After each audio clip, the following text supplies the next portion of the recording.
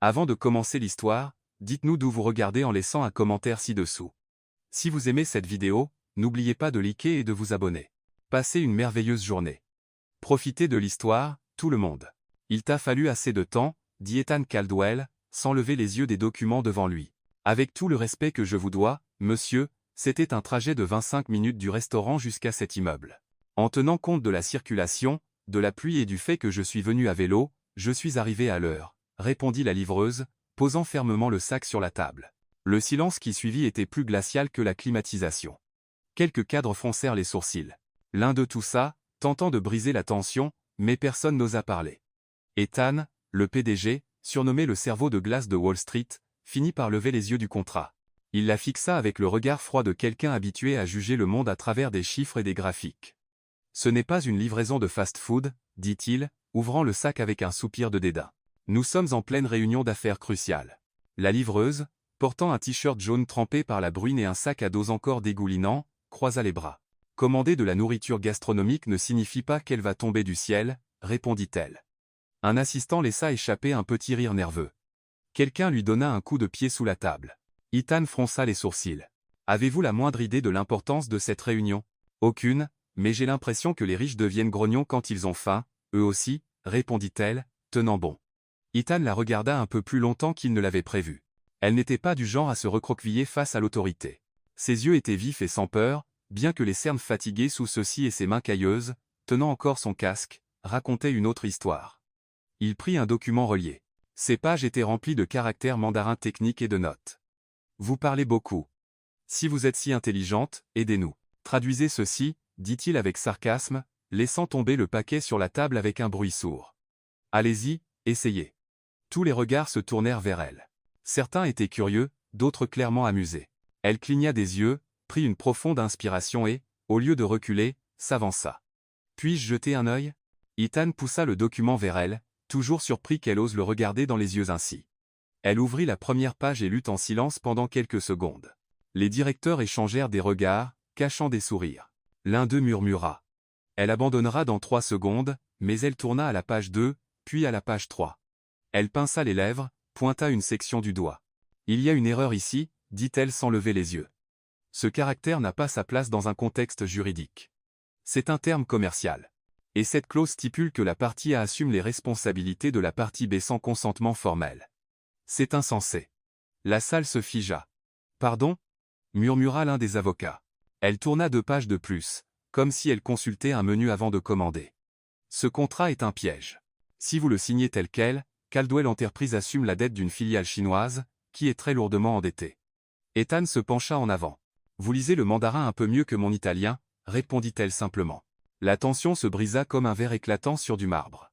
L'un des directeurs se leva rapidement, tirant le contrat pour vérifier ce qu'elle avait signalé. Un autre tapait déjà sur son ordinateur portable, recherchant les entreprises mentionnées. Ethan ne dit rien. Il la fixa simplement. Elle referma le document et le fit glisser sur la table. La nourriture est encore chaude. La sauce est emballée séparément des pâtes, comme vous l'avez demandé. Comment vous appelez-vous? Demanda Ethan doucement. Clara. Clara Bennett. Mais aujourd'hui, je ne suis que la livreuse, et j'ai livré ce que vous avez demandé. Elle prit son sac à dos, pivota sur ses talons et sortit sans attendre de réponse. La porte se referma, et le silence s'installa à nouveau. Ethan fixait encore l'endroit vide sur la table. L'un des directeurs, encore stupéfait, dit, si elle a raison, elle vient de nous sauver. Ethan expira, l'une des rares fois où il n'avait rien à dire. Puis, comme s'il sortait d'une transe, il murmura, découvrez tout sur elle. L'alarme sonna à 5h20. C'était une sonnerie douce et démodée, du genre qui semblait respecter le sommeil de quelqu'un qui ne voulait pas vraiment se réveiller mais faisait toujours son travail. Clara Bennett ouvrit lentement les yeux. Avant même de s'asseoir, elle tendit la main pour éteindre l'alarme, non pas parce qu'elle se sentait reposée, mais parce qu'elle était déjà éveillée depuis quelques minutes, comme d'habitude. C'était toujours ainsi. Son corps éveillé avant son esprit plein avant sa première tasse de café. Prudemment, elle se leva du matelas dans le coin de la pièce, veillant à ne pas faire de bruit, et s'approcha du lit de sa mère. Allongée là, avec une vieille couverture tirée jusqu'au menton et respirant avec difficulté, se trouvait Evelyn Bennett. Ses yeux étaient enfoncés, sa peau pâle, et un tube d'oxygène traversait son visage comme une ligne invisible entre passé et présent. « Tout va bien, maman » murmura Clara, vérifiant l'oxygène et ajustant l'oreiller. Le petit appartement à Crown Heights n'était pas vraiment confortable, mais c'était le mieux qu'elle pouvait faire. Une chambre, un salon exigu, une cuisine qui pouvait à peine accueillir 2 personnes en même temps. La salle de bain avait une douche qui grinçait comme si elle se plaignait d'être utilisée. Même ainsi, pour Clara, c'était suffisant, du moins pour l'instant. Elle alla à la cuisine, fit chauffer de l'eau au micro-ondes et remua du café instantané dans une tasse fissurée. Elle s'assit à la table, ouvrit son carnet recouvert de tissu et prit un stylo. Silencieusement, elle commença à copier des phrases d'un livre de grammaire russe emprunté à la bibliothèque publique. Yahushus Doma, répéta-t-elle doucement, presque comme une prière. Ces livres, tous provenant de librairies d'occasion ou de dons, étaient empilés dans un coin du salon, dictionnaires, livres de grammaire, littérature classique, philosophie, manuels techniques. Tout un monde construit autour d'un esprit avide de connaissances. Clara avait étudié 2 ans à l'Université Columbia dans un programme de littérature axé sur la linguistique. Elle avait les meilleures notes de sa classe, des présentations bien reçues, et même une place garantie dans un programme d'échange à Pékin. Mais ensuite vint le diagnostic de sa mère, fibrose pulmonaire avancée. La bourse ne couvrait pas les médicaments, le loyer ou les soins médicaux. Alors, Clara prit une décision que peu de gens pouvaient vraiment comprendre. Elle abandonna l'école, prit son CV et commença à travailler. D'abord comme serveuse, puis comme caissière dans une épicerie, et maintenant comme livreuse pour une application. Elle avait 3 quarts de travail différents selon les jours. Elle commençait tôt, s'arrêtait pour s'occuper de sa mère à midi, et repartait jusqu'à tard dans la nuit, mais elle n'arrêtait jamais d'étudier. Pendant les pauses entre les livraisons, elle regardait des vidéos de grammaire chinoise, notait des verbes italiens, et lisait des articles universitaires sur la sémantique. Dans son sac à dos, les livres côtoyaient les contenants de nourriture. La bibliothèque publique de Brooklyn était son endroit préféré en ville. Non pas parce qu'elle était calme, mais à cause de la promesse silencieuse que les livres faisaient à quiconque les ouvrait, « Vous pouvez encore y arriver ». Ce jour-là, après avoir pris soin de sa mère, Clara partit pour un autre quart de nuit. Elle était fatiguée, comme toujours, mais déterminée. La 26. La pluie légère tombait sur les rues, et le vent semblait se moquer de son imperméable bon marché. En pédalant, elle ne pouvait s'empêcher de penser à ce qui s'était passé quelques heures plus tôt. La scène de la salle de réunion, le regard du PDG, le contrat en mandarin, la manière dont tout le monde la regardait comme si elle avait sorti un lapin d'un chapeau. Elle ne le regrettait pas. Elle n'était pas désolée, mais elle n'avait aucune illusion. Elle savait que ce moment ne changerait pas sa vie, pas dans ce monde, pas parmi ces gens en costume.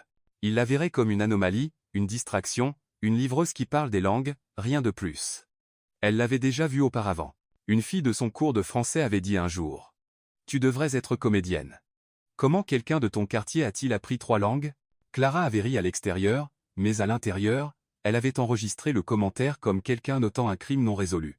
Elle était invisible, et quand elle était vue, c'était avec surprise ou dédain. Elle coupa court à cette pensée. Elle devait se concentrer. Elle était presque arrivée à un autre immeuble de luxe en centre-ville. Elle vérifia le numéro de commande, monta au 22e étage avec le sac soigneusement tenu dans ses bras, et sonna à la porte. Une femme blonde répondit, distraite par son téléphone. « Vous êtes en retard » dit-elle, saisissant le sac sans regarder le visage de Clara. « Bonsoir à vous aussi » répondit Clara, se tournant pour partir. Mais avant qu'elle n'atteigne l'ascenseur, elle entendit une voix. « Attendez, c'est vous, la fille de chez Caldwell ?» Clara se retourna lentement. « Ça dépend de ce que vous avez entendu. J'ai entendu que vous avez sauvé un contrat d'1 million de dollars en parlant chinois. » La femme laissa échapper un rire incrédule. « Sérieusement, vous n'êtes qu'une livreuse. Je le suis, et je parle chinois, français, italien et un peu de russe. Waouh, qualcuno ci perde son temps. » Clara se contenta de sourire légèrement et entra dans l'ascenseur. Mais lorsqu'elle descendit, elle trouva quelque chose d'inattendu. Un homme en costume bleu foncé, la veste mouillée par la bruine, appuyé contre un poteau à l'entrée de l'immeuble. Il tenait un parapluie cassé et affichait l'expression de quelqu'un qui ne savait pas pourquoi il était là. Elle le reconnut immédiatement. « C'est du harcèlement ?» demanda-t-elle, essuyant son visage avec la manche de sa veste. Ethan Caldwell, le même homme qui l'avait défié de traduire le contrat, le même qui était resté silencieux pendant qu'elle l'expliquait clause par clause. Et maintenant, il était là, debout comme un personnage hors de propos. Ce n'est pas du harcèlement. C'est de la curiosité. De la curiosité? Elle rit. Donc maintenant, je suis une sorte de livraison de connaissances surprise? Il fit un pas en avant. Il semblait troublé. Vous êtes brillante, c'est tout. Et vous ne devriez pas être dehors à faire du vélo à 23 heures avec un sac à dos plein de yakisoba. Et vous ne devriez pas être debout sur un rebord comme dans un feuilleton télévisé. Elle le dépassa et monta sur son vélo. Mais avant de pédaler, Elle se retourna. Ne m'offrez pas de charité, Ethan Caldwell. Je sais à quoi ça ressemble quand un millionnaire essaie de compenser sa culpabilité par de la gentillesse. Je ne suis pas un projet. Il ne bougea pas. Je n'offre pas de charité, dit-il. J'offre un défi. Elle haussa un sourcil. Quel genre de défi? Vous le découvrirez bientôt. Clara secoua la tête avec incrédulité et disparut dans les rues sombres. Ethan resta là sur le trottoir, réalisant que, pour la première fois depuis longtemps, il avait rencontré quelqu'un qui le déséquilibrait vraiment, et il aimait ça. Chez Caldwell Enterprise, le temps était mesuré en contrats, fusions et réunions minutées avec une précision militaire. Ses assistants savaient qu'il ne fallait pas frapper 2 fois, que chaque seconde perdue pouvait coûter des millions, et que montrer des émotions était pratiquement une violation au travail. Ethan ne riait pas. Tout au plus, il émettait un léger son dans sa gorge quand quelque chose lui semblait vaguement ironique. Même cela était rare. Le lendemain matin de la rencontre avec Clara, il arriva au bureau plus tôt que d'habitude. Il portait un costume noir impeccable, comme toujours, et ses pas résonnaient sur le sol de marbre comme un métronome. Nathan, son assistant personnel, un jeune homme efficace et tendu qui semblait alimenté par la caféine et les feuilles Excel, l'attendait près de l'ascenseur privé, tenant un dossier. « Bonjour, monsieur Caldwell. Le groupe Osian a appelé 4 fois depuis hier. Ils veulent une réponse concernant le contrat de fusion avec la branche de Pékin. Ils soupçonnent une sorte d'interférence externe. Ils demandent le nom du consultant chinois qui a trouvé l'erreur. » Ethan haussa un sourcil. « Et avons-nous son nom? » Clara Bennett, 25 ans, vit à Crown Heights, ancienne étudiante de Columbia, a abandonné en 2020. Travaille pour 3 applications de livraison différentes. Aucun casier judiciaire, aucune plainte, aucune dette enregistrée. Ethan ne répondit pas. Il appuya simplement sur le bouton et laissa les portes se fermer. L'ascenseur monta en silence, mais l'esprit d'Ethan était en ébullition. Il y avait quelque chose chez Clara qu'il ne pouvait pas classer. Ce n'était pas seulement ses compétences linguistiques absurdes ou la réplique cinglante qu'elle avait livrée devant le conseil. C'était son calme, son audace équilibrée par la dignité, ce sentiment troublant que, pour la première fois, quelqu'un avait perturbé la logique mathématique de son monde en n'utilisant que des mots. Cette fille, elle l'avait désarmé, et il détestait se sentir désarmé. Mais quelque chose en elle l'attirait, comme un problème complexe qu'il ne pouvait pas laisser non résolu. Sauf que Clara Bennett n'était pas un problème.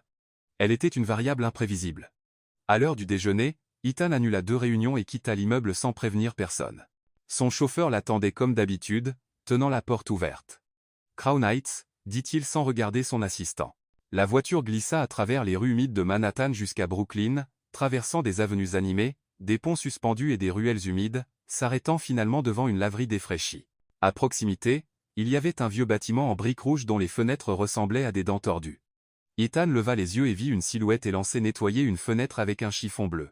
C'était elle. « Attendez dans la voiture », dit-il au chauffeur, en descendant. Il monta les escaliers du vieux bâtiment et frappa à la porte du 3e étage. Rien. Il frappa à nouveau. La porte s'ouvrit. Clara se tenait là, les cheveux en chignon désordonnés, portant un vieux t-shirt gris de Star Wars et tenant un bol de soupe. La surprise sur son visage dura moins de 3 secondes. « Qu'est-ce que c'est? Une mission secrète de l'ONU? Je suis venu parler, dit Ethan, pas très sûr de lui. Bien sûr. Vous, un PDG milliardaire, vous présentez au hasard dans l'appartement délabré d'une livreuse. C'est quoi? Une nouvelle œuvre de Banksy? Je ne fais pas ça d'habitude. Heureusement que la presse n'aimerait pas ça. Êtes-vous toujours aussi vif? Seulement avec les gens qui se présentent sans invitation. Silence. Elle ouvrit la porte un peu plus. Entrez avant que les voisins pensent que je fais du trading en bourse dans le couloir. Ethan entra. La pièce était petite mais bien rangée. Il y avait des livres partout, certains empilés, d'autres ouverts avec des marque-pages, un canapé avec une couverture décolorée, une plante presque morte sur une étagère, et une odeur de soupe. De la vraie soupe, faite avec du temps et de la nécessité. Je pensais que vous viviez seul, dit-il en voyant la photo sur le mur, Clara, encore adolescente, à côté d'une femme souriante. Ma mère. Elle se repose dans la chambre, dit Clara plus doucement. On essaie de sauver les apparences autant que possible. Ethan s'assit au bord du canapé, paraissant aussi déplacé qu'un PDG parachuté dans une émission de télé, réalité. Vous êtes différente. C'est ce que disent les gens quand ils ne savent pas où me placer. Je suis venu parce que vous m'avez déstabilisé, et ça arrive rarement. Clara croisa les bras. Attendez, c'est une tentative d'excuse? Pas exactement. Alors quoi? Une proposition? Elle rit, un rire sincère, presque musical. Vous voulez m'embaucher? Non. Donc, vous voulez faire de moi une sorte d'histoire inspirante pour un article de Forbes? Non plus. Elle s'approcha un peu, plissant les yeux. Alors expliquez-moi, Ethan. Que voulez-vous de moi? Il marqua une pause, puis répondit, je veux comprendre comment quelqu'un avec votre esprit choisit d'être invisible. Cela déstabilisa Clara. Elle se mordit la lèvre, détourna le regard, puis répondit avec un calme plus tranchant qu'un cri. Parce que la société a déjà décidé que les gens comme moi doivent rester en coulisses. Mais savoir cela ne signifie pas que je l'accepte. Ethan la regarda pour la première fois sans arrogance, sans masque. Et l'acceptez-vous? Je survis. J'étudie, et j'attends. Silence. Vous attendez quoi? Une chance, une ouverture, ou une faute de frappe dans le destin? Ethan sourit, un petit sourire timide, mais vrai. Je pourrais être cette faute de frappe. Elle fit un pas en avant. Être que vous l'êtes. Il se leva. Puis-je vous inviter à une réunion? Une vraie. Juste vous et moi. Un café, un contrat, une conversation. Clara réfléchit quelques secondes. Vous pouvez, mais à une condition. Laquelle? Vous devez prendre le métro seul et vous perdre au moins une fois. Ethan fronça les sourcils. Pourquoi? Parce que c'est le seul moyen pour vous de comprendre ce que c'est de vivre dans le vrai monde. Il hésita, puis hocha la tête. Marché conclu. Clara tendit la main. Ça va être amusant de vous voir essayer d'utiliser une métrocar. Il lui serra la main, et pour la première fois depuis de nombreuses années, Ethan Caldwell rit, pas un rire poli, pas une petite conversation, un vrai rire. Ethan Caldwell arriva à la station de métro à 8h00 pendant l'heure de pointe à New York, portant un costume italien taillé sur mesure et tenant un ticket à usage unique comme s'il s'agissait d'un artefact ancien. Il regarda autour de lui comme s'il avait été parachuté dans une expérience sociale. Il essaya de passer le tourniquet avec la carte dans le mauvais sens. Premier essai, rien. Deuxième, toujours rien. Au troisième essai, une femme impatiente derrière lui dit « Retournez la carte, Wall Street ». Il la retourna. Ça fonctionna. 30 minutes plus tard, Ethan montait les marches de la bibliothèque publique de Brooklyn, où il avait prévu une réunion informelle avec Clara. Elle l'attendait sur les marches, un carnet sur les genoux et une tasse de café à la main. Elle portait un jean usé, un sweat à capuche délavé, et ses cheveux étaient attachés avec un crayon. Quand elle le vit, elle sourit avec la bouche mais le taquina avec les yeux. « Vous suez, on vous a volé, ou vous avez juste pris le mauvais train? J'ai failli être avalé par un joueur de saxophone dans le wagon, » dit Ethan, ajustant sa cravate avec une fierté blessée. « Mais je pense avoir survécu. Félicitations. » Elle se leva. Première leçon du jour, le vrai monde a de la chaleur, du bruit et des gens grincheux. Y survivre, c'est un MBA gratuit. Ils entrèrent dans la bibliothèque et choisirent une table au fond, entre de grandes étagères et une prise murale qui ne fonctionnait que si on secouait le câble juste comme il faut. Ethan ouvrit un dossier. « J'ai examiné des informations sur vous. Ça semble déjà effrayant, » interrompit Clara, sirotant plus de café. « Je veux dire, votre dossier académique, vos présentations à Columbia, votre travail de traduction. Vous êtes brillante, Clara. » Elle le regarda sérieusement. « Brillante ne paye ni le loyer, ni les médicaments, ni la nourriture. Je sais. C'est pourquoi je suis ici pour offrir plus que du café et des compliments. » Elle l'étudia attentivement. « Je vous écoute. » Ethan prit une inspiration. « Je veux créer un département de linguistique appliquée chez Caldwell Enterprises, une unité d'innovation culturelle. L'idée est de préparer des documents, des contrats et des projets internationaux avec des professionnels multilingues formés au contexte. Vous en seriez la responsable. » Clara cligna des yeux. 3 secondes de silence. « C'est réel? » « Complètement. Avec un salaire compétitif, un bureau, des ressources d'équipe, une liberté créative. » Elle regarda le plafond, puis la table, puis lui à nouveau. « Essayez-vous d'acheter ma conscience?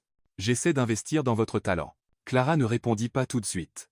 Elle prit son carnet, griffonna quelque chose dans la marge et soupira. « Je ne sais pas si je veux retourner au dernier étage, pas après avoir vu comment ils traitent les gens en dessous. Vous n'y retourneriez pas en tant que livreuse. Vous y retourneriez en tant que fondatrice, directrice, leader. Même ainsi, ils me regarderont bizarrement. Et que faites-vous d'habitude quand les gens vous regardent comme ça? Je cours avec le vent et les laisse dans la poussière. » Ethan sourit. « Acceptez-vous? Pas encore. Je vais y réfléchir. Je dois parler avec ma mère, mes livres et mon intuition. Ils ont leur mot à dire. » C'est juste. Ils se levèrent ensemble. Avant de partir, Ethan hésita. « Ça vous dérangerait si je vous accompagnais pour une livraison? » Elle haussa les sourcils. « Vous en cravate, montant les escaliers avec du yakisoba? Je veux voir ce que vous voyez d'en bas. » Elle croisa les bras, réfléchissant. « D'accord, mais ne vous plaignez pas si l'ascenseur est en panne. » Marché conclu. Cet après-midi-là, Ethan troqua son blazer pour un sweat emprunté et une casquette ridiculement de travers. Clara faillit prendre une photo juste pour avoir une preuve. Savez-vous faire du vélo? Non. Alors vous prenez le sac à dos. Le premier immeuble était un complexe d'appartements à Williamsburg. 3 étages, pas d'ascenseur. Le client descendit en pyjama, prit la nourriture sans dire merci et remonta sans un mot. C'est le niveau de base, dit Clara. Vous livrez, vous souriez, et on vous ignore. Formation terminée. À la deuxième adresse, une femme se plaignit que le soda n'avait pas de glace. Je suis la livreuse, pas la faiseuse de nuages, répondit Clara, poliment sarcastique. Ethan était discrètement amusé. C'était un autre monde. Mais c'est à la 3e étape que tout changea. Une femme âgée ouvrit la porte avec des mains tremblantes. L'appartement sentait l'encens et la menthe. Elle sourit en voyant Clara. Mon petit ange des langues. Madame Lucinda, c'est bon de vous voir. Voici votre poulet avec du riz. Tu sais que je commande ça seulement parce que tu la portes toujours avec un sourire. Les autres le laissent juste à ma porte. Ne dis pas ça. Il y a plein de bonnes personnes dehors. La femme se tourna vers Ethan. Et toi, son petit ami? Ethan s'éclaircit la gorge. Non, un collègue. Trop bien habillé pour être livreur. Mais j'aime tes yeux, des yeux de quelqu'un qui a pleuré en secret. Ethan n'avait pas de réponse. Merci, Clara. Tu rends toujours ma journée meilleure. Ils quittèrent l'immeuble en silence. Clara poussa son vélo lentement. Ethan marcha à ses côtés. Elle t'appelle son ange des langues. Elle le fait, mais je ne le suis pas. Tu rends les journées des gens meilleures, Clara. Même pour ceux qui ne le remarquent pas. Je livre juste de la nourriture. Tu livres plus que ça. Tu livres de la présence. Clara le regarda. Tu deviens trop sentimental pour un PDG. Et tu es trop sentimental pour une rebelle. Elle rit. Alors on est quitte. À la fin de la journée, Ethan était épuisé. Ses épaules lui faisaient mal, ses pieds picotaient, mais il ne voulait pas partir. Il sentait qu'il avait découvert un nouveau monde, un monde où les chiffres n'expliquaient pas tout. Et Clara, cette fille invisible qui changeait les choses sans faire de bruit, elle était le pont entre ces deux mondes. Le lendemain matin, Clara se présenta chez Caldwell Enterprises sans prévenir. Elle portait un simple blazer, un jean et des baskets, les cheveux attachés avec un stylo, comme toujours. Elle entra, passa le comptoir d'accueil avec un badge temporaire et monta au 47e étage. Quand les portes de l'ascenseur s'ouvrirent, tous les cadres la regardèrent comme s'ils voyaient un ovni. Elle marcha directement vers le bureau d'Ethan. Il se leva, surpris. Clara, j'ai réfléchi à ce que vous avez dit. Et j'accepte, mais avec 3 conditions. Lesquelles? Un salaire équitable, une vraie autonomie, et un bureau avec vue. Ethan sourit. Verlet ou vers le coucher du soleil? Peu importe, tant qu'on ne me met pas à nouveau au sous-sol. Il tendit la main. Bienvenue au sommet. Elle la serra fermement. Seulement si c'est pour changer les règles du jeu. Et à cet instant, sans que personne ne s'en rende compte, Clara cessa d'être invisible et devint discrètement la pièce la plus importante de cet échiquier.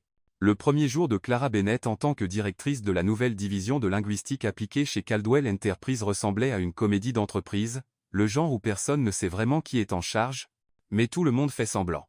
À 8h45, elle était déjà assise dans son nouveau bureau avec vue sur l'East River. La chaise était trop moelleuse, le bureau trop grand. Le café, lui, était aussi fade qu'ailleurs en ville. Elle portait un blazer noir d'occasion, des chaussures usées mais propres, et un bracelet que sa mère avait fabriqué avec des perles colorées. Sur le bureau, 3 stylos, un carnet, et une bouteille d'eau presque vide. Dans sa tête, un flot de pensées. À la porte, Nathan apparut, l'assistant nerveux d'Ethan, debout comme s'il avait avalé un code de conduite entier. Mademoiselle Bennett, bonjour. Voici votre emploi du temps. Vous avez une vidéoconférence avec le département des contrats à 10h00 et une réunion avec l'équipe technique à 11h30. Ils ont également suggéré que vous examiniez le dossier sur la proposition de M.S. Import, qui doit arriver aujourd'hui pour négociation.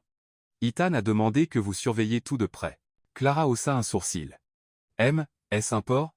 N'est-ce pas le conglomérat asiatique qui a essayé de vous piéger l'année dernière avec une clause cachée? Nathan parut surpris. Oui, exactement. Mais comment le saviez-vous? J'ai lu le rapport de leur dernière tentative. Il était mal classé. Je l'ai trouvé hier soir en fouillant sur Internet. Le dossier était dans les ressources humaines, probablement par accident ou sabotage. Qui sait? Nathan la regarda comme s'il venait de rencontrer un panda parlant. Eh bien, bon à savoir. Elle lui adressa un demi-sourire. Respire, Nathan. Tu as toujours l'air à 5 secondes d'exploser.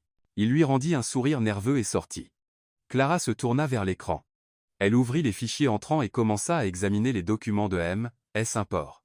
Ils étaient en mandarin simplifié avec quelques termes mêlés de cantonais commercial, clairement fait pour compliquer la traduction automatique, mais elle l'ait lu comme quelqu'un savourant un bon livre de recettes. Un peu après 11 heures, Ethan apparut à la porte. Il portait un costume gris clair et une expression prudente. « J'ai vu que vous avez accédé au système RH à 2 heures du matin. » « Oui, et avant que vous ne posiez la question, ce n'était pas de l'espionnage. J'aime juste fouiller dans les tiroirs que personne ne nettoie. Et avez-vous trouvé quelque chose ? J'ai trouvé une clause cachée dans le nouveau contrat de M.S. Si nous le signons tel quel, nous perdons le droit d'annuler unilatéralement en cas de fluctuation monétaire, ce qui nous lierait à eux pendant 5 ans, même si le dollar s'effondre. » Ethan fronça les sourcils. Cette clause n'était pas dans la version anglaise. Bien sûr que non. Ils l'ont écrite pour qu'elle n'apparaisse que dans la version à caractères combinés. C'est une tactique appelée Lui Kangwan, cacher des clauses par des références croisées. Très rare et très sournois. Ethan s'appuya contre le cadre de la porte, les bras croisés. « Et vous avez trouvé ça toute seule ? » Avec du café et la frustration résiduelle d'être appelée juste une livreuse. Silence. Ethan l'étudia un moment, puis hocha la tête. « Allez à la réunion de 15 heures. Apportez ça avec vous. Ne vous retenez pas. Je pensais que c'était votre travail. Aujourd'hui, c'est le vôtre. » À 15 heures précises, Clara entra dans la salle de réunion de Caldwell Towers avec une tablette à la main et une expression calme. Les cadres de M.S. étaient déjà assis, 3 hommes en costume coûteux, sourire faux, et mallette en cuir brillant. Le traducteur officiel de l'entreprise était assis à côté d'eux, mais Clara ne le laissa pas commencer. « Nous pouvons faire ça en mandarin si cela vous convient. » Les 3 se regardèrent. L'un d'eux murmura, « Nous ne nous attendions pas à ça. » « Personne ne s'attend à une tempête avant qu'elle ne frappe, » répondit Clara. La présentation commença. L'équipe de M.S. essaya de contourner la clause. Ils parlaient vite, utilisaient du jargon technique. L'un d'eux échangea même un caractère pour un autre intentionnellement, changeant le sens du paragraphe. Clara non seulement le remarqua, elle les arrêta. « Excusez-moi, mais le terme ici n'est pas INI, alignement juridique. C'est INI, conformité forcée. Cela change tout l'accord. Et cette clause, paragraphe 4.2.7, a été omise de la version anglaise. Elle concerne la perte du droit d'annuler si l'indice de référence monétaire dépasse 7%. C'est sérieux. » Ethan, assis au fond de la salle, était resté silencieux depuis l'entrée de Clara, et il n'avait pas besoin de parler. Clara dominait la salle. « Je propose une nouvelle version du contrat, claire, bilingue, éthique, où nous pouvons en finir maintenant. » Les 3 cadres de M.S. échangèrent des regards. L'un referma son dossier. Un autre dit simplement, « Nous reviendrons avec une proposition différente. » Ils quittèrent la salle, visiblement frustrés. Le reste du conseil de Caldwell se tourna vers Ethan comme pour chercher une confirmation que cela venait vraiment de se produire. Il se leva lentement, s'approcha de Clara. « Vous les avez arrêtés avec une phrase et 2 paragraphes. J'ai juste lu ce qui était là sans peur et signalé ce que personne ne voulait voir. » « Il y a un nom pour ça, » dit Clara. « Ça s'appelle l'invisibilité fonctionnelle. Nous voyons ce que les puissants ne voient pas parce que nous vivons au sol où tombent les miettes. » Ethan ne répondit pas tout de suite, mais en quittant la salle, il se retourna et dit, « Vous venez de sauver cette entreprise de perdre des dizaines de millions. Et vous me donnez une prime pour ça ? Non, je vous donne un défi plus grand. Typique. » Elle sourit. Lui aussi. Dans les jours qui suivirent, Clara devint un sujet brûlant dans les couloirs de l'entreprise. Certains l'appelaient un génie caché, d'autres le prodige de Brooklyn. Bien sûr, tout le monde n'était pas fan, surtout ceux qui perdaient de l'influence à cause d'elle.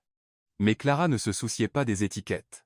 Elle se souciait des résultats et de sa mère. Chaque soir, elle rentrait chez elle, réchauffait de la soupe, lisait des livres à haute voix pour Evelyn, et partageait avec un bon sens de l'humour les absurdités du monde de l'entreprise. « Aujourd'hui, quelqu'un m'a demandé si j'étais autodidacte ou juste pleine de moi-même, » dit-elle un soir. « Et qu'as-tu répondu » demanda sa mère, souriant avec les yeux. « Que j'étais les deux, fièrement. » Evelyn rit, puis toussa un peu.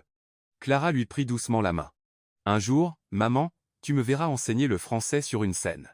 Et tu recevras une ovation debout. » Clara embrassa le front de sa mère et sourit. « Ou ils diront que je suis trop dramatique. Mais ça va. Je suis née pour les projecteurs. » Le lendemain matin, en arrivant au bureau, il y avait une note sur son bureau. Mission accomplie. Nouvelle mission en attente. Salle de réunion 3B. Apportez votre sens de l'humour et votre meilleure langue. Signé, Ethan. Elle leva les yeux au ciel mais y alla. La salle de réunion 3B était le plus petit espace de Caldwell Enterprise. Techniquement un espace de coworking calme avec 3 chaises inconfortables, un projecteur cassé, et un mur taché que personne n'avait jamais pris la peine de repeindre. Clara entra, s'attendant à un piège d'entreprise. Au lieu de cela, elle trouva Ethan avec 2 cafés, un ordinateur portable ouvert, et une carte de la ville étalée sur la table. « Bonjour », dit-il sans lever les yeux. « Bonjour. Il est 7h43. Ça devrait être illégal. Je pensais que les génies ne dormaient pas. Ils dorment peu, mais ils rêvent grand, répondit-elle, tirant une chaise. Ethan pointa la carte. Le département des projets sociaux essaie de s'associer avec des organisations à but non lucratif locales. Le problème, c'est que la plupart des contrats sont mal rédigés, termes ambigus, erreurs juridiques, et clauses qui créent des conflits. Et vous voulez que je répare tout? Je veux que vous y alliez, que vous voyiez par vous-même, que vous compreniez le langage qu'ils utilisent, littéralement et émotionnellement. Clara fixa la carte. Vous voulez me sortir de la climatisation et m'envoyer dans des quartiers sous-financés? Je veux vous faire descendre du piédestal sur lequel ils vous ont mis depuis le dernier gros contrat. Les génies doivent se souvenir d'où ils viennent. Elle lui adressa un sourire en coin. Je n'ai jamais oublié. Vous l'avez fait, monsieur le PDG avec chauffeur et café gastronomique. C'est pourquoi je viens aussi. Elle haussa un sourcil. Sérieusement? Je prendrai le métro. Je suis un expert maintenant. Attention. Les pickpockets portent des costumes de nos jours. Leur premier arrêt, une organisation à but non lucratif appelée Words That Save, située dans un vieux bâtiment scolaire dans le Bronx. Elle servait des enfants à risque et des réfugiés récemment arrivés. Pour beaucoup d'entre eux, l'anglais était leur 4e ou 5e langue. Clara entra comme si elle rentrait chez elle. Elle salua une femme haïtienne plus âgée en français, aida un enfant pakistanais avec ses devoirs en ourdou, traduisit un message urgent pour une fille nigériane en pleurs qui ne comprenait pas où elle était. Ethan l'observait en silence. Elle ne faisait pas un spectacle. Elle n'attendait pas d'éloges. Elle servait, véritablement. En fin d'après-midi, ils étaient assis sur le trottoir, mangeant 2 pâtisseries farcies d'un chariot de rue. « Vous êtes remarquable », dit Ethan sincèrement. « Je suis ce que le système n'attendait pas et ce que je n'avais pas prévu. » Elle essuya ses doigts avec une serviette en papier. « En tant que PDG, vous voyez des graphiques. Moi, je vois des visages. Les chiffres mentent. Les gens, non. » Ethan resta silencieux un moment. « Pourquoi n'êtes-vous pas retourné à Columbia ?» Elle soupira. « Parce que ma mère est tombée malade, parce que les bourses ne couvraient pas les médicaments, parce que la facture d'électricité est arrivée avant la fin du semestre. Je pourrais payer vos études maintenant. Je n'ai pas besoin que vous payiez. J'ai besoin que vous répariez le système qui oblige les gens comme moi à choisir entre un diplôme et la dignité. » Le lendemain, Clara fut appelée à une réunion urgente avec le département juridique de l'entreprise. En arrivant, elle trouva 3 avocats, un contrat sur la table, et une pile d'accusations sans fondement.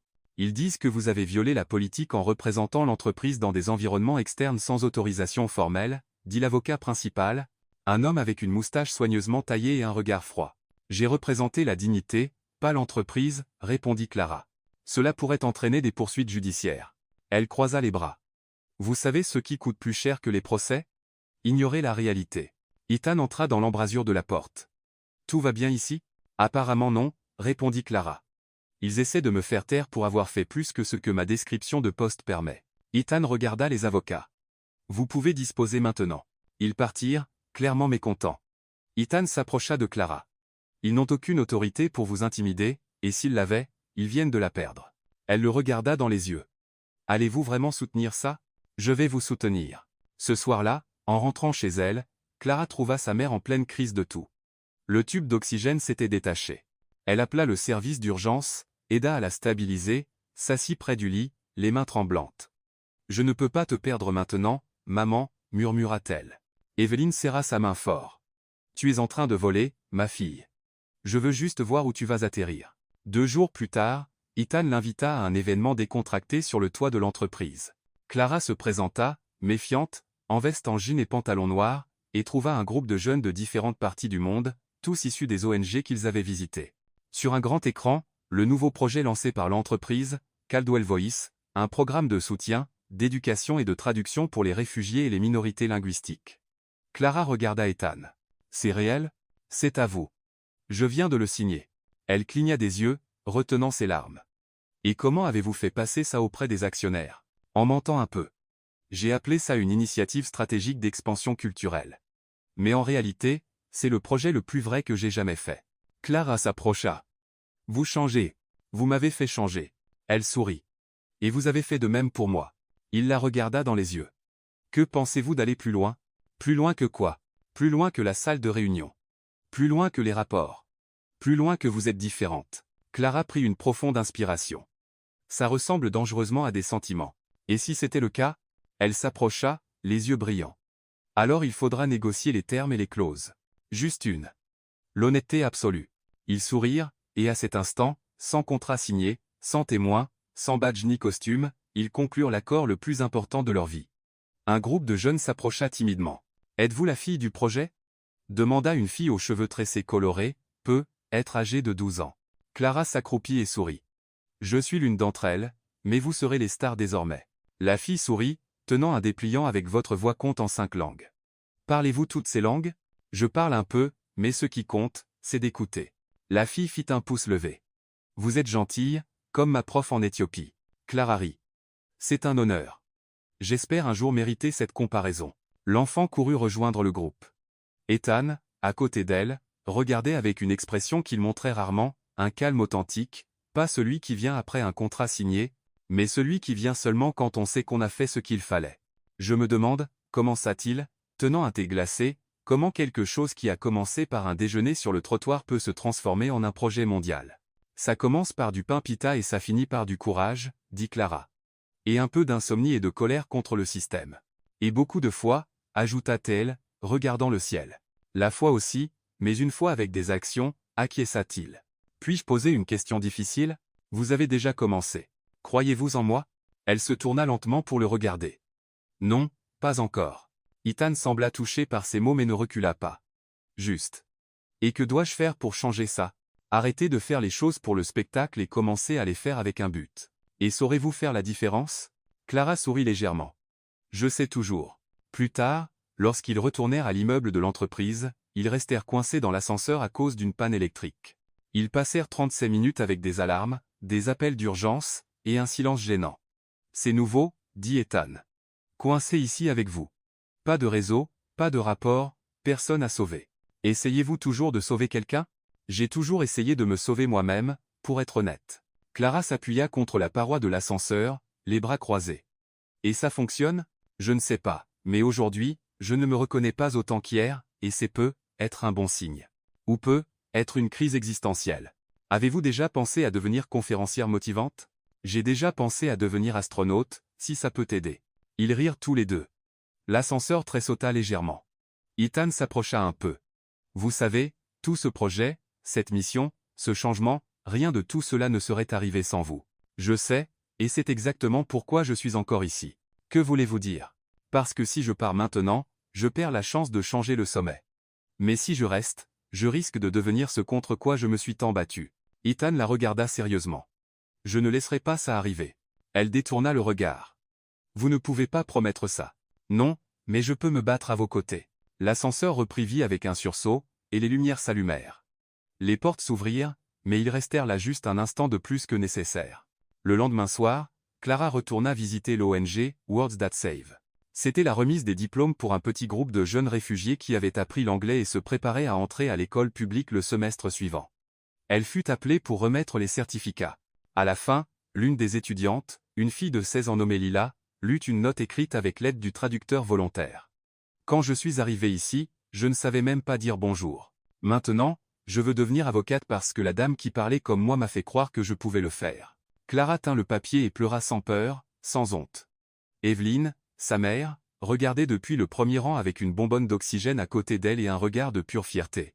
À la fin de l'événement, elle s'enlacèrent. « Je t'ai vu briller, ma fille, » dit Evelyne. C'était juste une étincelle, mais même le soleil commence ainsi. Plus tard ce jour-là, de retour chez elle en train de se changer, Clara reçut un message d'Ethan. Demain, sur le toit, 8h00, face à l'est, apportez du courage. Elle se regarda dans le miroir. Pour la première fois depuis des mois, elle aimait ce qu'elle voyait, pas à cause des vêtements, pas à cause des cheveux, mais à cause de la femme qui se tenait là. Entière. Elle sourit et répondit, « Je serai là. » Elle rit pour elle-même. Elle savait que quelque chose d'important arrivait, mais elle n'avait aucune idée de ce qu'il allait dire ni comment cela changerait tout. Le ciel au-dessus de New York devenait orange lorsque Clara arriva sur le toit de Caldwell Enterprise. Il faisait frais mais agréable, le genre de matinée qui semblait vouloir murmurer de bonnes nouvelles à quiconque voulait écouter. Elle portait un manteau beige noué à la taille et des bottes usées qui avaient survécu à plus de 60 000 de vélos dans la ville. Ses cheveux, tirés en un chignon lâche avec un stylo bleu, bougeaient doucement dans la brise. Ethan était déjà là. Il portait une chemise bleu clair, sans cravate, inhabituelle pour lui. Il était seul, appuyé sur la rambarde en verre, regardant la circulation en bas comme s'il essayait de décoder un langage caché. Sur une petite table ronde, 2 tasses, du thé au jasmin, et un dossier marron avec le sceau de l'entreprise. Clara s'approcha lentement, prudente comme un chat errant près de nourriture fraîche. « Bonjour. J'espère que cette invitation surprise n'implique pas de saut à l'élastique d'entreprise. »« Pas cette fois, » sourit Ethan, même si j'ai envisagé d'engager un groupe de jazz juste pour l'effet. Elle s'assit. « D'accord, vous gagnez pour le suspense dramatique. Maintenant, allons-y. » Ethan fit glisser le dossier vers elle. « Lisez-le. » Clara l'ouvrit. À l'intérieur, un contrat de 2 pages, direct, sans petites lignes, sans piège juridique. Elle le lut en silence, ses yeux scrutant chaque ligne avec la concentration d'une loupe. Puis elle leva les yeux. « Vous plaisantez, n'est-ce pas? Je n'ai jamais été plus sérieux.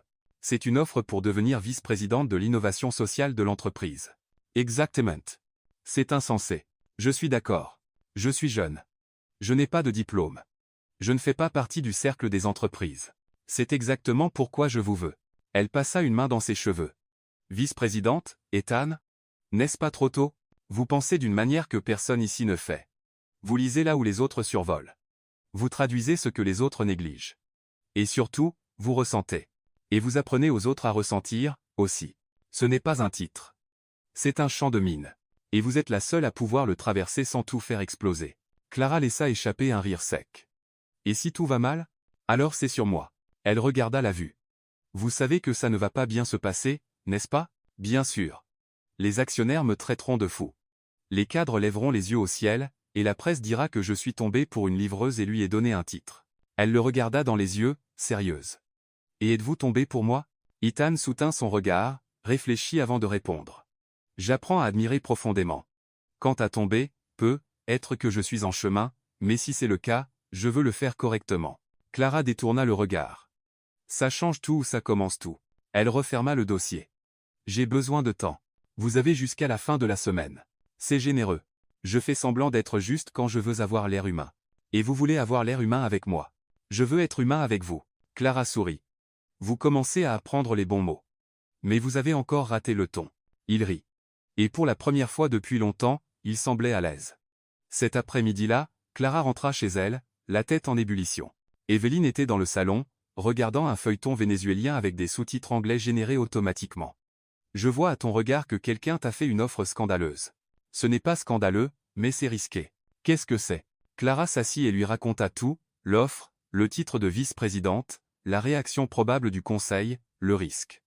Evelyne écouta en silence. Quand Clara eut fini, elle dit simplement « Accepte ». Comcha, ma chérie, tu as passé toute ta vie à attendre une fissure dans la porte. Maintenant, elle est ouverte. Passe à travers avec les 2 pieds avant qu'ils ne la referment. Et s'ils me démolissent? Alors tu reconstruis. Mais au moins, tu ne te reprocheras pas de t'être caché. Clara prit une profonde inspiration. Et à cet instant, elle décida. 2 jours plus tard, elle se présenta au bureau d'Ethan avec une enveloppe à la main. Il la vit entrer et se leva. Déjà, vous m'avez donné jusqu'à la fin de la semaine, mais je suis impatiente. Elle tendit l'enveloppe. Voici ma réponse. Il l'ouvrit. À l'intérieur, une seule feuille de papier avec une phrase écrite à la main. J'accepte, mais pour que ce soit clair, je reste une livreuse d'essence. Ethan sourit. C'est censé être poétique? C'est un avertissement. Je n'ai pas changé. Je me suis juste élargi. Il tendit la main. Elle la serra. La nouvelle de la nouvelle vice-présidente envoya des ondes de choc à travers Caldwell Enterprise. Les sites d'affaires qualifièrent cela de mouvement RH le plus audacieux de la décennie. Les colonnes de sociétés spéculèrent sur une romance secrète. Les analystes financiers remirent en question la santé mentale d'Ethan, mais aucun d'eux ne savait ce qui se passait vraiment à l'intérieur. Clara entra dans le rôle avec aisance. Les réunions se déroulaient plus naturellement. Les projets sociaux devinrent centraux. Les jeunes talents trouvèrent leur voie, et la culture de l'entreprise commença à changer, lentement mais clairement.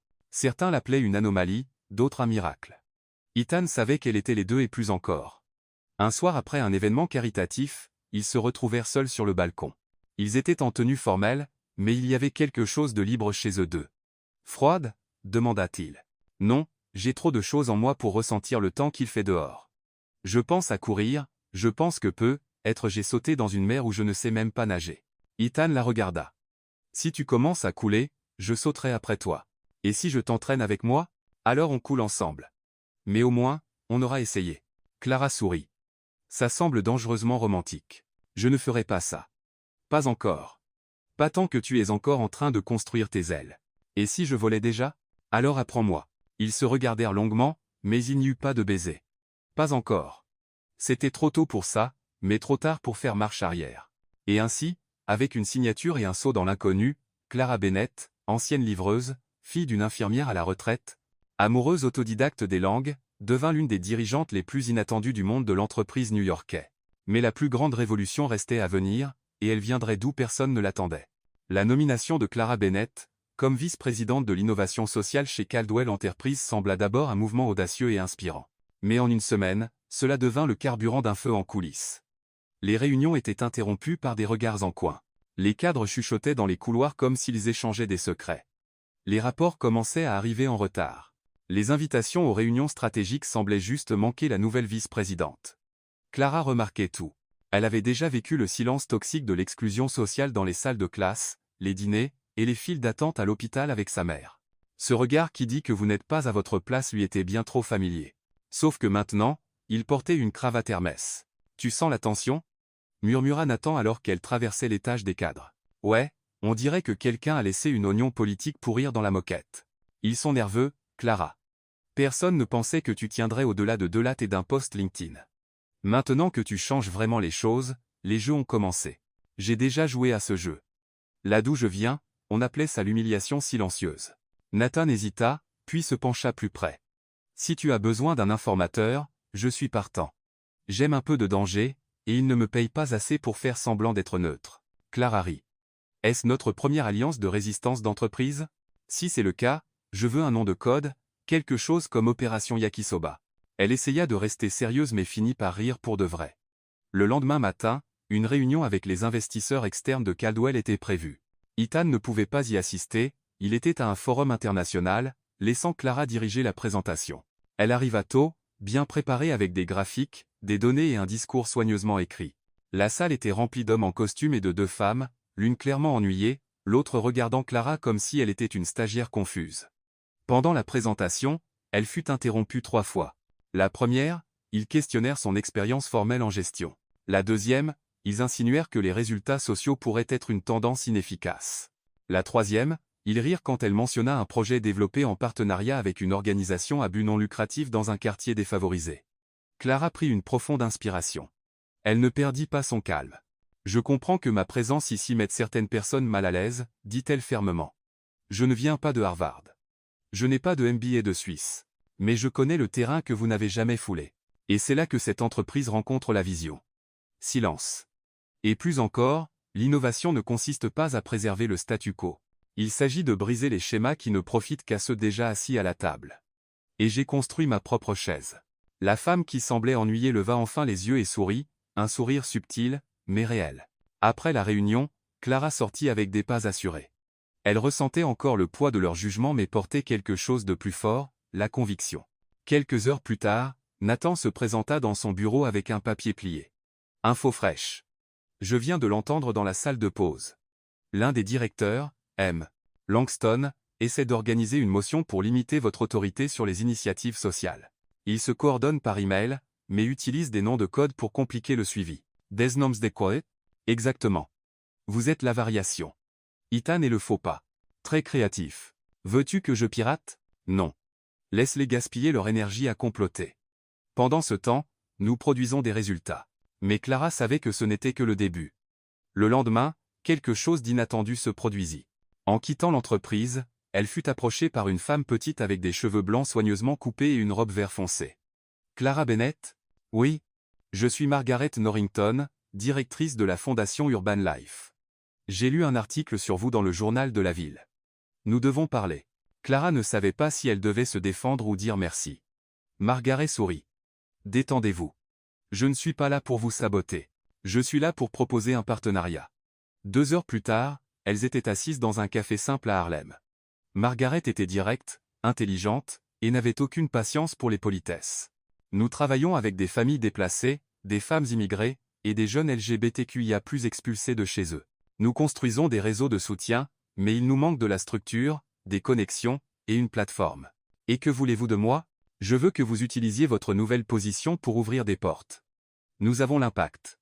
Vous avez l'accès. Clara réfléchit un moment. Je suis partante, mais à une condition. Laquelle? Pas de charité décorative. Si Caldwell utilise notre image, le changement doit être réel. Margaret tendit la main. Marché conclu. Quand Clara retourna au bureau, elle était enthousiaste. Mais elle trouva un email intitulé Revue des compétences, restructuration du secteur. À l'intérieur, un message froid. Sur la base des récents commentaires sur les performances et des préoccupations concernant la centralisation des prises de décision, nous demandons que la vice-présidence de l'innovation sociale rende désormais compte directement au conseil exécutif. En pratique, c'était une prise de pouvoir. Elle ferma l'ordinateur portable, regarda par la fenêtre et envoya un court message à Ethan. Il joue sale. Nous devons parler à votre retour. Quelques minutes plus tard, il répondit par un message vocal. Tiens bon. Je suis déjà à l'aéroport. Nous allons renverser la situation. Mais Clara n'attendit pas. Le lendemain matin, elle convoqua une réunion d'urgence avec les chefs de projet, les directeurs partenaires, et 3 représentants des ONG ayant reçu des financements de l'entreprise ces derniers mois. La salle était pleine. Je sais que je ne corresponds pas au profil de leadership traditionnel ici, mais je ne suis pas là pour plaire aux investisseurs. Je suis là pour faire changer les choses. S'ils essaient de couper ce pont, la ville perd. Elle montra des données, des vidéos, des témoignages, des métriques d'impact social. À la fin, ils lui firent une ovation debout. C'est alors que Langston entra. Silence. Il semblait mal à l'aise. Puis-je parler?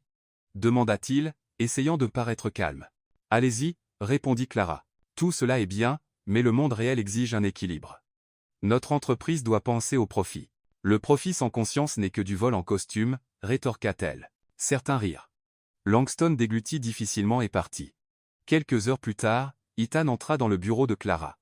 J'ai vu la vidéo de la réunion. Elle circulait déjà avant que j'atterrisse. Vous avez arrêté Langston avec une phrase et une infographie. Et pourtant, il est toujours là. Pas pour longtemps.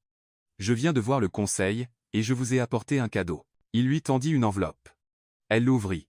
C'était une lettre officielle du conseil, annulant la limitation de son rôle et confirmant son autorité totale en tant que vice-présidente. Clara sourit. Nous avons gagné la première bataille. Et maintenant, nous construisons sans demander la permission. Ce soir-là, Ethan l'accompagna jusqu'au métro. Pas de voiture blindée, juste 2 personnes fatiguées et heureuses dans une ville qui les écrasait de différentes manières et les avait maintenant amenées sur la même plateforme. As-tu remarqué, dit-il. Quoi? Nous devenons un exemple. Il y a des gens dehors qui commencent à y croire parce que vous êtes au sommet. C'est dangereux. C'est nécessaire. Elle le regarda de côté. Es-tu encore en transit? À propos de ce que je ressens à propos de tout ça, Ethan prit une profonde inspiration. Je pense que je suis déjà à ma destination. Je ne sais pas si tu m'attendras à la sortie. Elle sourit. Quiconque a marché dans l'obscurité connaît la valeur de la lumière. Une pluie légère tombait sur Brooklyn quand Clara descendit du métro ce samedi matin. C'était censé être son jour de congé, du moins en théorie.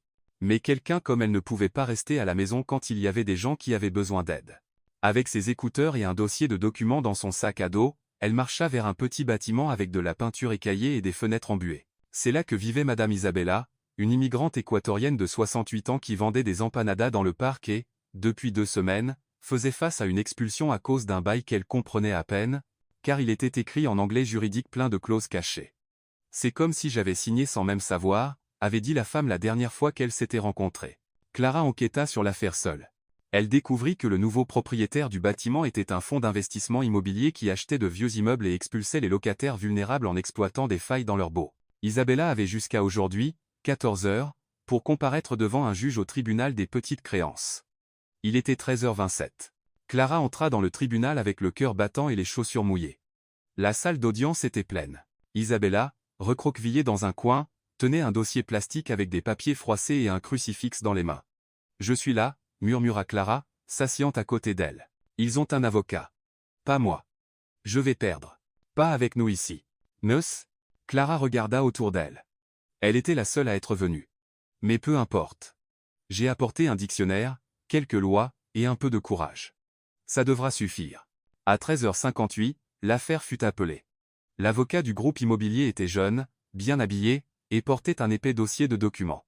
Monsieur le juge, c'est une affaire contractuelle simple. Le locataire, en signant l'accord, a renoncé à la clause de renouvellement automatique. Nous ne faisons qu'appliquer ce qui a été convenu. Clara se leva. Votre honneur, avec votre permission, j'aimerais parler au nom de Madame Isabella. Le juge, un homme aux cheveux gris avec un regard expérimenté, haussa un sourcil. Êtes-vous avocate? Non, je suis vice-présidente chez Caldwell Enterprises et spécialiste des contrats multilingues. J'ai personnellement examiné ce document, et il y a des problèmes sérieux. L'avocat adverse rit doucement. Ce n'est pas une conférence de presse, ni un cirque. Clara répondit, mais le bail en question contient un langage vague et n'a été fourni qu'en anglais, bien que la locataire parle principalement espagnol. La clause clé est imprimée en petits caractères avec des termes techniques qui n'ont jamais été expliqués. Cela va à l'encontre du principe fondamental de la bonne foi dans les contrats. Le juge haussa un sourcil. Avez-vous des preuves? Clara sortit un dossier de son sac à dos, des pages agrafées marquées au surligneur jaune, avec une copie du bail pleine de notes. Les voici. Je l'ai comparé avec le modèle de bail standard de la ville et des jugements antérieurs dans des cas similaires. Ce document est rédigé de manière à confondre, pas à clarifier. La salle se tut. Même l'avocat adverse semblait déstabilisé. De plus, continua Clara, nous avons des témoignages de voisins et une transcription de la conversation où l'agent a dit, signez simplement. Ça ne change rien. Isabella n'a eu ni assistance, ni traduction. Ce n'est pas signé. C'est un piège. Le juge examina les documents. Il passa 5 minutes à les feuilleter attentivement. Puis il laissa échapper un long soupir. Je suis d'accord qu'il y a des incohérences dans le contrat et des signes de mauvaise foi dans la manière dont il a été géré. L'expulsion est suspendue. Le locataire restera dans l'appartement jusqu'à une nouvelle audience, cette fois avec un soutien juridique. Isabella se couvrit la bouche, submergée. L'avocate referma son dossier, visiblement contrariée. Clara serra la femme âgée dans ses bras. Vous ne partez nulle part aujourd'hui. Isabella pleura. Gracias. Gracias, mi ángel. Clara sourit. J'ai juste traduit ce qui criait déjà en silence. En quittant le tribunal, Clara ne s'attendait pas à voir des flashs d'appareils photo, mais ils étaient là. Un journaliste avait été averti, peut-être même par quelqu'un du groupe immobilier essayant d'exposer la vice-présidente activiste de Caldwell. Mais l'effet fut inverse. L'image de Clara tenant les documents et serrant la femme âgée dans ses bras devint virale en quelques heures. La VP de Caldwell défie une expulsion et gagne au tribunal avec des faits et de l'empathie, titrait l'article le plus partagé de la journée. Les commentaires se répandirent sur les réseaux sociaux. Cette femme est ce que chaque PDG devrait être. Elle n'a pas gravi les échelons. Elle a amené le sommet aux gens. Si le courage était un titre de poste, elle serait déjà présidente. Ethan, qui était en réunion à ce moment-là, reçut une alerte sur son téléphone. Quand il l'ouvrit, il vit la photo. Il resta silencieux quelques secondes, puis sourit. Plus tard ce même jour, Clara fut convoquée pour une réunion privée au siège de l'entreprise. En arrivant, elle trouva Ethan dans la salle de conférence avec 3 membres du conseil et l'équipe de communication. « Ça va ?» demanda-t-il, tenant toujours son téléphone. « Je vais bien. Fatigué, mais bien. Ça a explosé », dit l'un des directeurs de la communication. « Les médias internationaux demandent à vous interviewer. J'ai juste aidé une femme qui ne comprenait pas son bail. Et en faisant cela, vous avez fait les gros titres, » ajouta Ethan. Clara soupira. « Vous savez ce qu'il y a de plus fou? Ce n'est pas de me voir dans les journaux. C'est que pour la première fois, je n'ai pas eu peur de parler ou d'être entendu. » Un silence respectueux envahit la salle. Ethan se leva et la regarda dans les yeux. « Vous avez fait ce que personne ici n'a eu le courage de faire, et vous l'avez fait sans avoir besoin de permission. La réalité n'attend pas un badge pour faire mal, répondit-elle. À compter d'aujourd'hui, déclara Ethan, chaque division de Caldwell gérant des contrats immobiliers ou sociaux subira une révision linguistique, et vous en serez la superviseure générale. C'est beaucoup, dit Clara, les yeux écarquillés. Ce n'est que le début. En rentrant chez elle, Clara reçut un appel inattendu. Bonjour. Est-ce Clara Bennett? C'est la juge Laura Ellis du tribunal civil. Je voulais juste vous féliciter, pas pour avoir gagné, mais pour la manière dont vous avez géré l'affaire. Vous nous avez rappelé à tous pourquoi la justice existe. Clara tint le téléphone un moment, les yeux embués. Merci, votre honneur. Continuez. Faites du bruit intelligemment. À la maison, Evelyn regardait la télévision quand Clara entra. Je l'ai vu, dit sa mère sans détourner le regard. Il t'appelle l'avocate sans diplôme. Je préfère interprète de justice. Evelyn rit. Et avec beaucoup plus de style. Plus tard ce soir-là, Ethan envoya un message. Penses-tu toujours que tu n'as pas ta place ici? Clara répondit, je ne suis pas sûre d'avoir ma place, mais je sais qu'on a besoin de moi. Il répondit par un mot. Exactement. Elle sourit. Et dans ce sourire, il y avait une nouvelle certitude. Elle n'avait pas besoin d'un titre pour avoir du pouvoir. Elle était déjà puissante parce qu'elle savait exactement comment l'utiliser. La semaine suivante fut un tourbillon. Après l'audience avec Madame Isabella et la réaction du public, Clara Bennett devint le visage d'un changement auquel personne ne s'attendait, encore moins elle. Elle était partout, interviews, emails de remerciements, invitations à des événements dont elle aurait autrefois été exclue à cause de son adresse. L'Université Columbia la contacta même à nouveau, proposant une reconnexion institutionnelle avec des honneurs rétroactifs. Mais en elle, quelque chose devenait lourd. L'exposition, les attentes, la solitude des prises de décision, la peur de se perdre dans tout cela. Elle avait l'impression qu'au lieu de grandir dans le rôle, elle rétrécissait sous le poids de représenter des milliers de voix invisibles sans jamais faire d'erreur, sans jamais échouer, sans être autorisée à être simplement humaine. Le mardi matin, elle se regarda dans le miroir des toilettes de l'entreprise et vit un visage fatigué, des yeux enfoncés, des cheveux rapidement tirés en arrière, une expression qui ne correspondait plus à la fille qui parcourait les rues à vélo avec un sac à dos et du courage dans le cœur.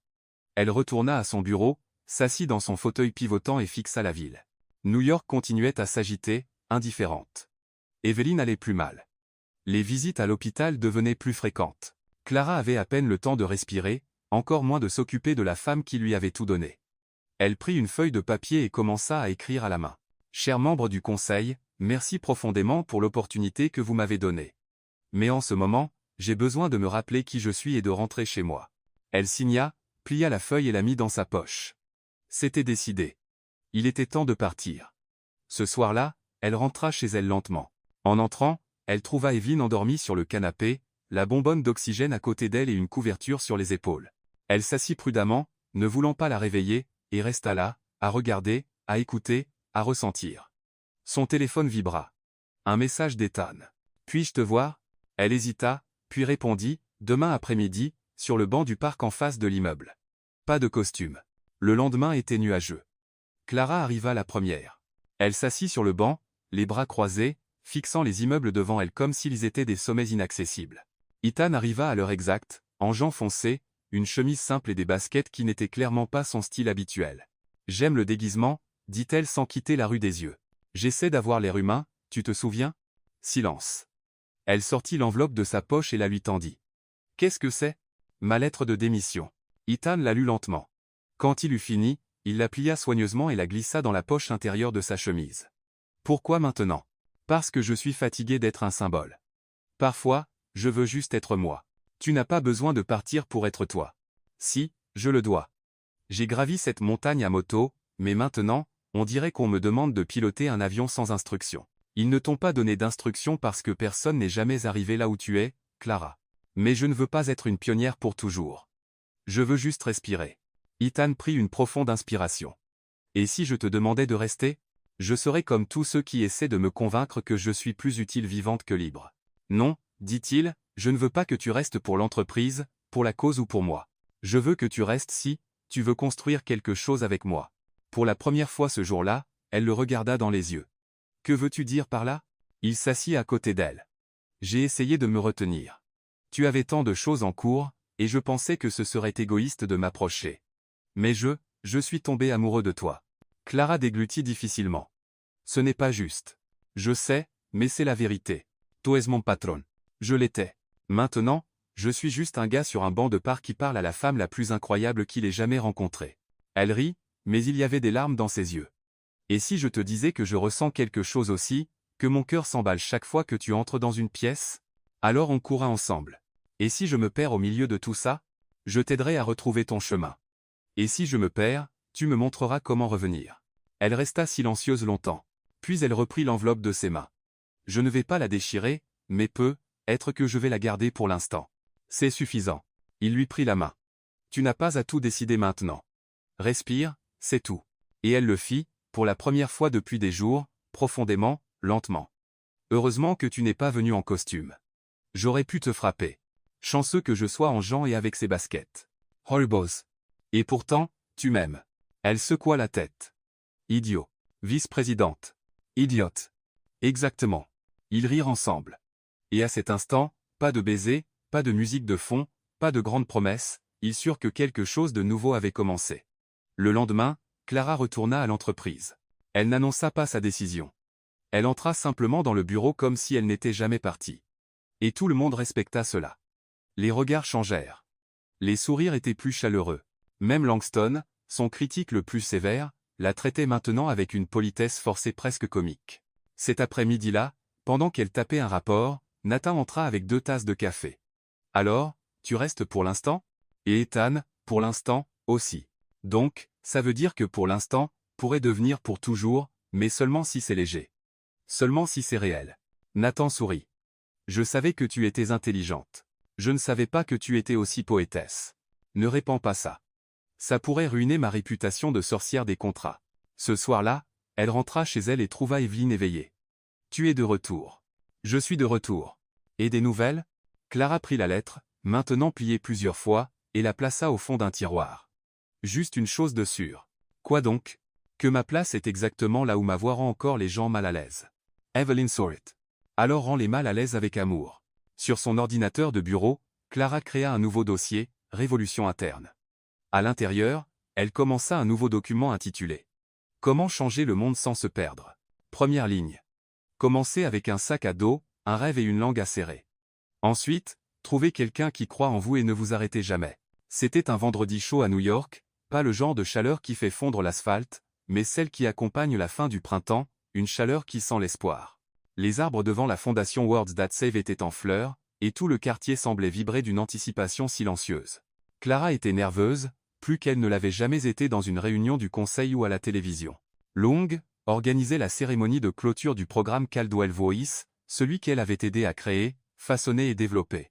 Maintenant, 6 mois plus tard, c'était la première remise de diplôme.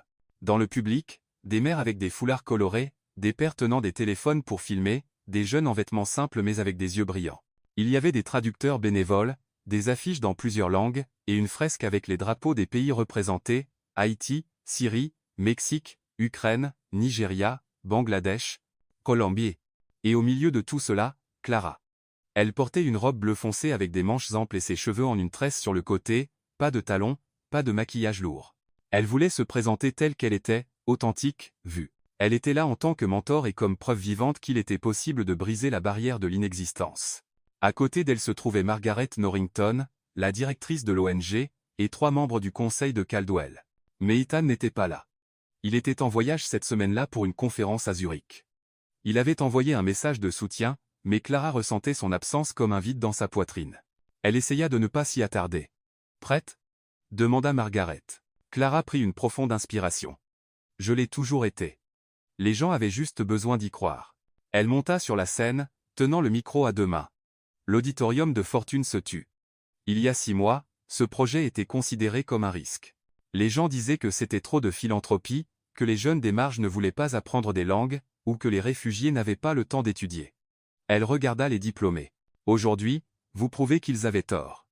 Vous n'avez pas seulement appris, vous enseignez. Un étudiant de 17 ans cria, vous nous avez fait y croire. Elle sourit. Et vous m'avez donné une raison de rester. Juste à ce moment, la porte du fond s'ouvrit discrètement, sans attirer l'attention. Ethan entra. Il portait un blazer foncé et une chemise blanche, sans cravate, le regard intense, la posture détendue. Il tenait une enveloppe à la main. Il s'arrêta près du mur au fond de la salle et observa simplement. Clara continua, « Mon histoire n'est peu, être pas typique. J'étais livreuse. J'étais invisible. J'étais sous-estimée.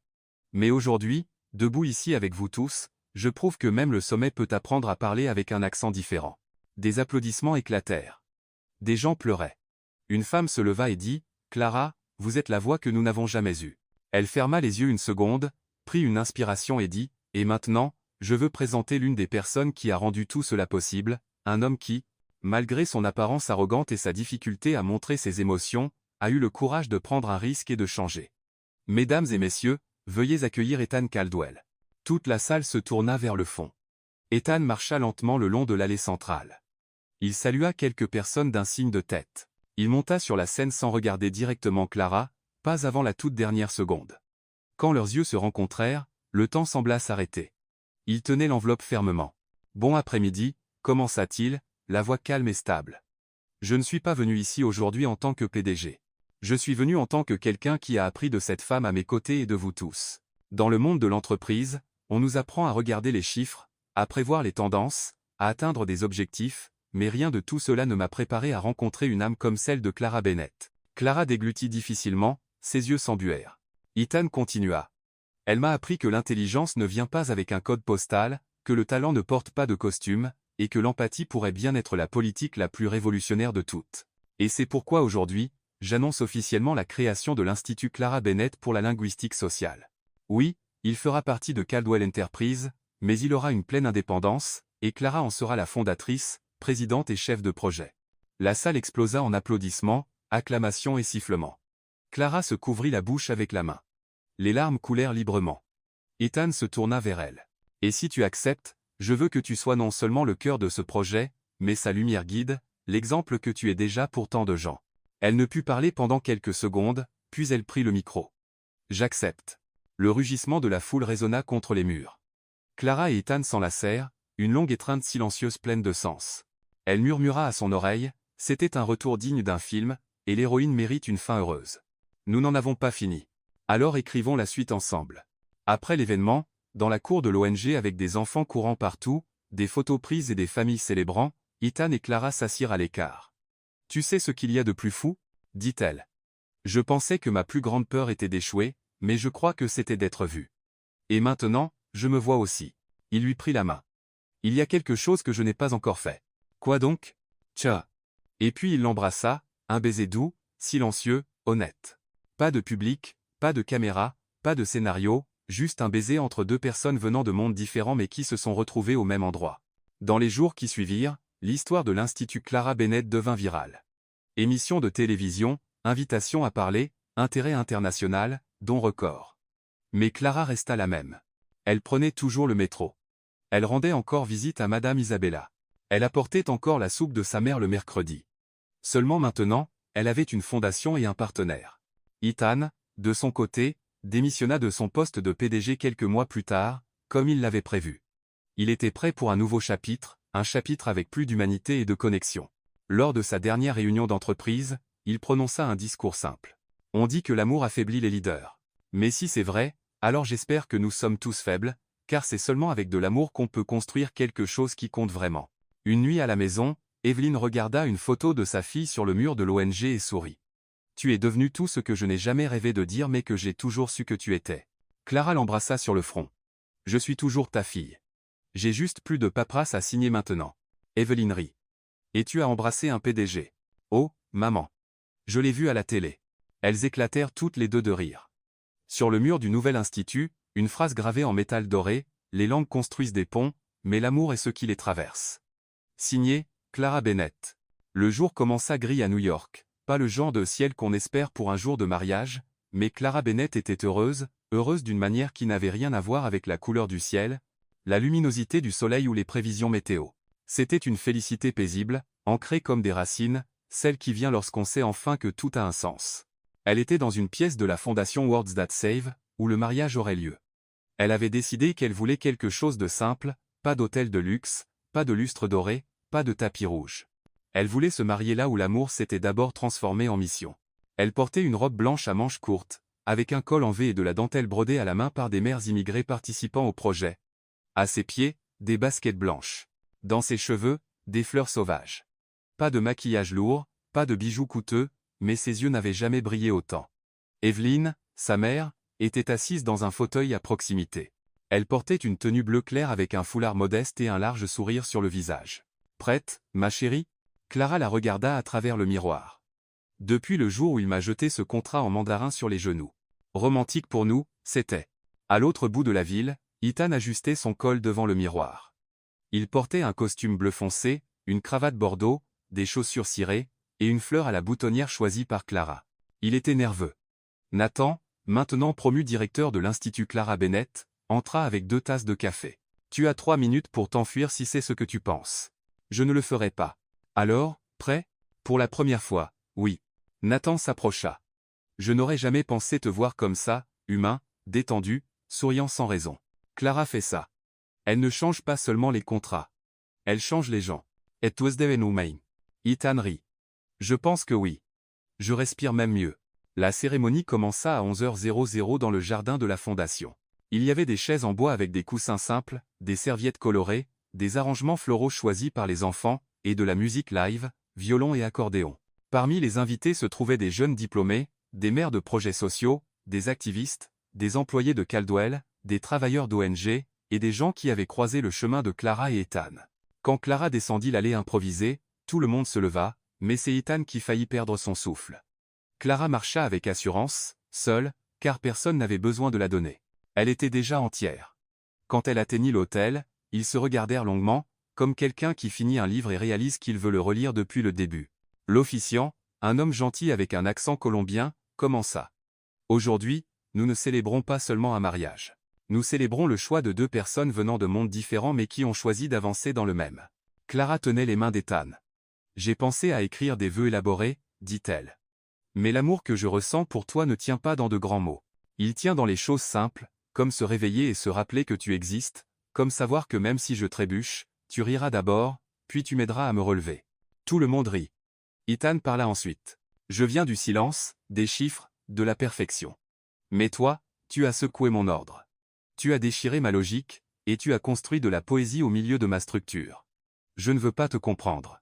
Je veux marcher à tes côtés jusqu'à ce que toutes les traductions s'épuisent et qu'il ne reste que l'amour pur.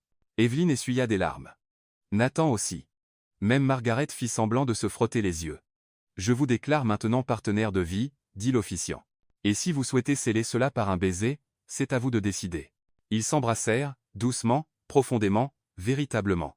La réception eut lieu en plein air avec de la nourriture préparée par les femmes du projet, yakisoba, empanadas, falafel, tacos, riz jollof, une véritable union de saveurs.